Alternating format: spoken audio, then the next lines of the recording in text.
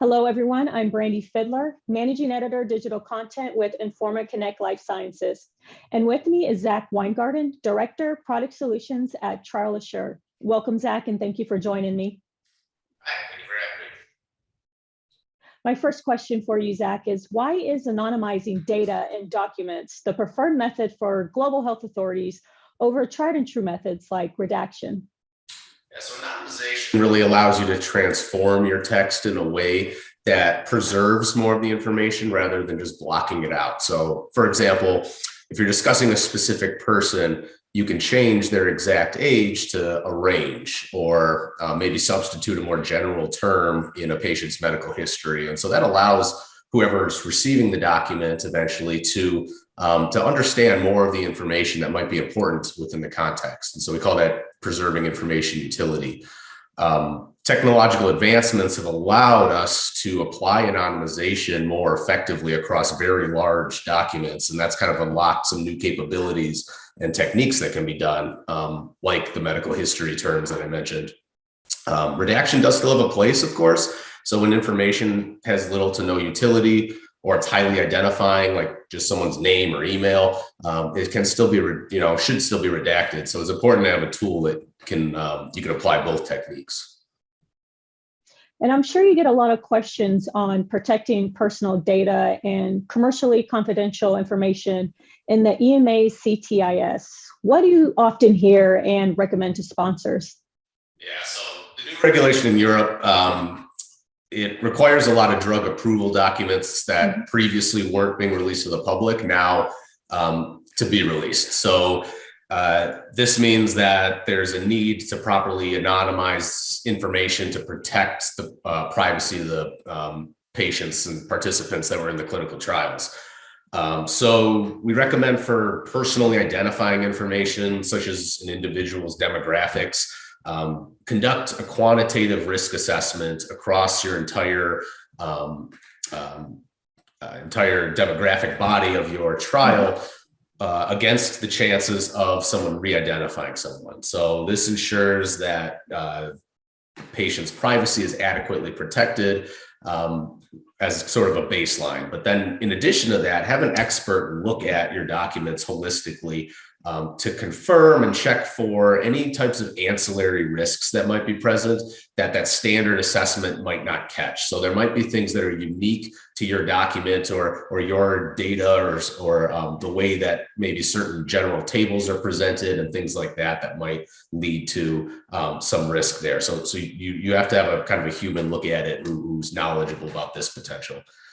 And then the other thing is reducing the re-identification risk in itself might not be enough. You should look at the utility of the information and try to maximize that within reducing the risk, because there's kind of a trade-off there, and you can over-anonymize, right? And then you're back into almost redacting if you do that. So you want to make sure that you're really, making it as effective of a document as possible while protecting the privacy of your participants. And when the other aspect also is your commercially confidential information too, of course. So there may be information that needs to be redacted because it's proprietary for your business interests.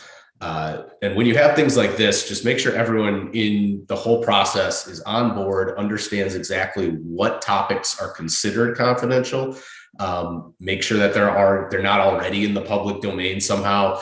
Have the justifications prepared. A very strategic approach to this is very effective so that they can actually get approved, because otherwise the agency will reject them. Thank you, Zach. And we heard that you helped submit the first anonymization package under Health Canada PRCI a few years back. What was that like, and what have you learned since then? Yeah, that was a great experience, and I would just say it was a very big learning curve over time for everyone, for us, and for pretty much everyone involved in that process.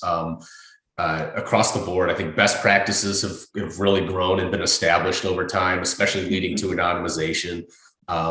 as opposed to just redacting, understanding what should be redacted or anonymized, and establishing techniques across the industry and best practices and ways to assess the re-identification risk as well has become a lot more standardized. And just the role that technology can play also has improved. So, technical tools that are tailor-made to this particular use case have become really invaluable in making this a more efficient process in general. So that's definitely helped. So AI in pharma has been a trending hot topic as of late. How has the rise in AI contributed to better anonymization? And how do you incorporate AI into your processes? Great question. So yeah, artificial intelligence has really unlocked some capabilities that we didn't really have with the traditional methods. And we only see that continuing to grow. So some examples are when searching and categorizing information across a document that might be thousands, tens of thousands of pages long, and you're looking for medical terms. And you need to differentiate a medical term that represents someone's medical history, maybe, versus an actual event that took place in the course of the trial, because you might want to treat those things differently. And just looking for medical terms in kind of a traditional way, it's just going to pinpoint a term that it finds. But using AI, you can have it look at the context of the way that term is presented and described, and much more accurately distinguish one from the other. So that's one example, but there's plenty of similar things where you can get more into the nuances of what the information is, what category it falls into, because you may want to act differently depending. So it's really been a very powerful tool. Looking for other types of identifiers that aren't already covered in your predefined rule set is another one. So we've looked at employing these kinds of AI tools in sort of a strategic way that fits in with the existing framework in which we're doing things, but it kind of augments it. Commercially confidential is another one where maybe you have a topic that you're looking for, but it might not be explicitly defined. So you can't just simply Control F and find it. You have to look for it in the context in which it's being described. And so AI can be a tool that can actually do that and identify things more effectively for then someone to go through and confirm and review. And are there standard sets of rules that everyone should apply when anonymizing, or does it vary for every sponsor? Yeah, I'd say that there's a standard framework that you're working within. So you have the same basic approach, but the details in that framework are always going to differ. And that probably more depends on the program or the product or the study itself, more so than just like a sponsor's preference. But different characteristics about your maybe the participants who are in your trial might lead you to apply slightly different variations within these rules. So yeah, there's a standard kind of rule set, I guess, but within that, you're going to need to do some tweaking to apply the right approach. Thanks, Zach. And is there anything new on the horizon for TrialAssure that you'd like to share? Yes, definitely. So further utilization of AI within our strategic vision, like what I was just describing, I think we're only at the tip of the iceberg with that. Ways to capitalize on some of the advancements that we're seeing and capabilities that are available. Of course, in a way that's responsible and secure and meets all of the the standards that we in the industry in general adhere to. We always encourage and have processes that incorporate human review into this as well. So, making sure that somebody's able to go through, make any corrections that either the system, whether it's AI or not, might have either missed or inappropriately flagged, and making sure that that's part of the process.